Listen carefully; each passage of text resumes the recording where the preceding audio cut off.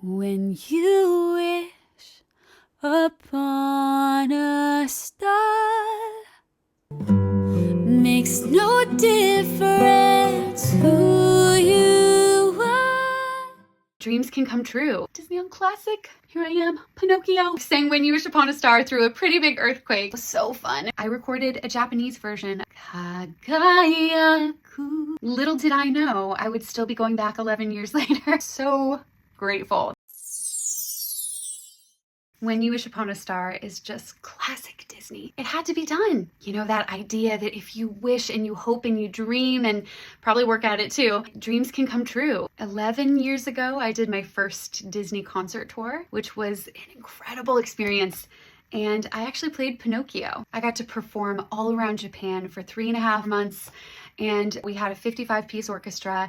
We even had some special concerts with a 95-piece orchestra on my birthday. Every day that I was on stage, I would just kind of pinch myself. Like, here I am in these huge theaters singing to all these people and spreading Disney magic. Like, it seemed almost unreal. So the other day, I got out my Disney on Classic tour book. Here I am, Pinocchio. At the time, I thought, this will be my one tour and I'll never get to go back to Japan. I better enjoy it while I can. Little did I know I would still be going back 11 years later. And I am just so grateful that I've been able to go back so many years. It just goes to show that dreams come true. When you wish upon a star as dreams. A couple years later, they called me to do a spring gala, which was going to be made up of a cast of alumni to Disney on Classic. And that was so fun. And we also went to Singapore and Taiwan. A few years later, Brad Kelly called me and said, I'm working on a new project. Would you want to jump on board and handle the singer stuff? And I said, of course, because he's like the best person to work with. So we started putting together the show with a big band.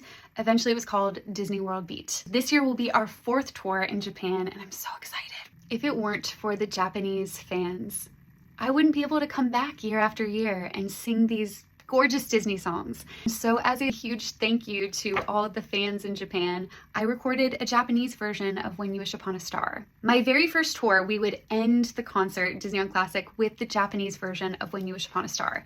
In fact, I still have my notes in here of the pronunciation guide. I did have to brush up a little bit, but I thought that would be a really neat sort of a love letter to the Japanese fans, just to say thank you because you have made my dreams come true. The fact that I get to keep coming to your beautiful country and singing these incredible songs, it's mind-blowing and humbling, and I'm just so grateful. So in addition to the English version, you can also stream the Japanese version, which goes a little something like this. Kagayaku hoshi ni. It was always such an emotional time in the show. I remember there was one performance where we had a big earthquake in the middle of the song, and we all the singers, we started looking at each other like, do we keep going? Do we finish the song? Do we stop? But we kept going. We finished When You Wish Upon a Star, and then afterwards they kind of paused the show. So there you go. I've sang When You Wish Upon a Star through a pretty big earthquake. When I hear When You Wish Upon a Star in Japanese, or when I sing it, it brings so much emotion to the table for me because it's full of memories. I've done, I'm sure, over 100 Disney concerts in Japan and had so many meaningful moments on stage. And that song just kind of ties it all together. There's just some incredible people in Japan. To all the Japanese fans who come to these Disney concerts, I appreciate you, and I hope to continue seeing you for years and years to come. Now, if you haven't guessed where my album title came from, it is from this song. If your heart is in your dream, no request is too extreme. When you wish upon a star, as dreamers do.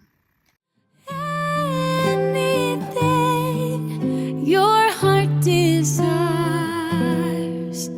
will come.